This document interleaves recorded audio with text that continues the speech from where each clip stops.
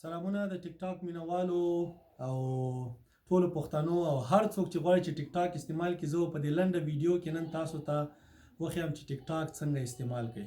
اول خو ټیک ټاک پلی سټور ته ورشه، ډاونلوډ کړه. چې ډاونلوډ نه خلاص وي نو دې ځای ته بیا راشي، دا د ټیک ټاک شو پوه شوې. په ټیک ټاک لیکه چې شروع کې داسې به دغه شي پوه شوې. دا اوس ما سټاپ کړئ، دغه ویډیو راغله نو ته به که همداسې غواړي ویډیوګانې وګوري نو د ساین اپ کېدو ضرورت نشته. همداسې کتای شي، بس داسې ځه همداسې ځه ګوره.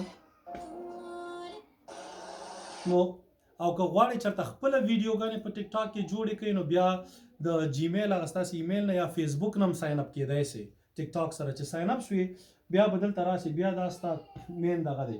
اوس که غواړئ چې مثلا دې ویډیو سره ته یا برابری کرنی ہے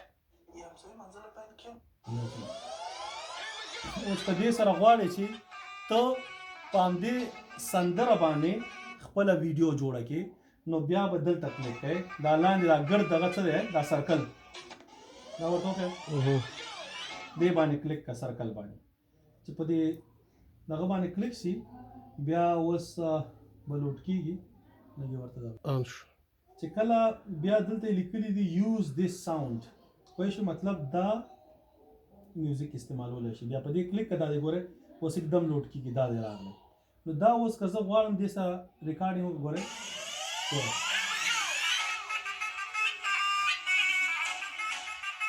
دا یې ریکارډینګ شو. صحیح شو. دا چې ریکارډ شي بیا ته چې کوئ، بیا ته په دې باندې کلیک کوئ نیکسټ. هغه چیک ساین چې و که نه په هغې کلیک کوئ.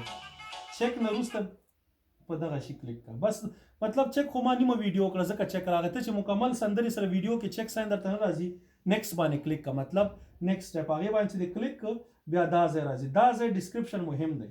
دلته به ته ولیکې دا زینا دې ته یې هیشټیګ پښتو ورسره ولیکه. نو مطلب چې څومره چا د پښتو سندرې یا شی اچولی هغه به راځي. خو دا پښتو نه خو پښتو سره یې لیکلی شي. ښه دا یې ختمه شوه. اوس به درته او بس بیا پوسټ کا په پوسټ باندې کلیک کړه. اوس به زه ځم ایگزیټ بل سټیپ ته. بل سټیپ چې دی اوس زه غواړم دې سره همدې سندرې سره ډویټ وکړم. ډویټ هغه شي ته چې په منځ نیم سکرین کې هغه راځي، نیم سکرین کې ته راځي. نو ډویټ دپاره به دا دغه چې دی که نه دا د غشي نښه دغې باندې به کلیک کوم. په دې چې مې کلیک کړو یو دویم دریم دا څلورم نمبر چې دا ډویټ دی پوه شوې. دا اوس ډویټ شو. ګوره دغه روان دی پوه شوې، لوډینګ روان دی. او اوس به زه او دا په نیم سکرین کې راځو. ګورئ دا د نیم سکرین کې. نو زه به شی کوم په دې باندې داسې کلیک کوم. دا د افغانستان بیرغ پوه شوې.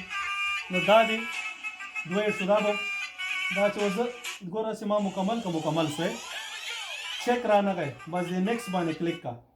که دلته شی لیکي ولیکه، که نه لیکي بس پوسټ ټیک ټاک ته لاړه. که ډرافټ کې دی که دا ځان سره سیو کولی شو. بس دا د ټیک ټاک استعمالېدل شو د خیره. او که نه غواړې چې ویډیو ریکارډ کې په قد دغه وګورې ټیک ټاک چې ډاونلوډ کې اول سر کې راځي تا ته دغه د انګلیسي ویډیوګانې. نو دلته کلیک کړه د سرچ باندې دویم نمبر او پاس ولیکه پښتو.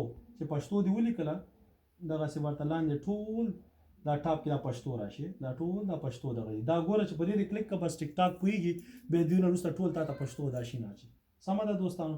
بس دا و ټیک ټاک. او زه به انشاءالله کوشش کوم زما چینل چې یوټیوب دا لایک کړئ، سبسکرایب کړئ. او زه به همداسې ویډیوګانې د کرکټ ویډیوګانې تبصرې د هر څه انفارمیشن دا ټول ورته اچوم.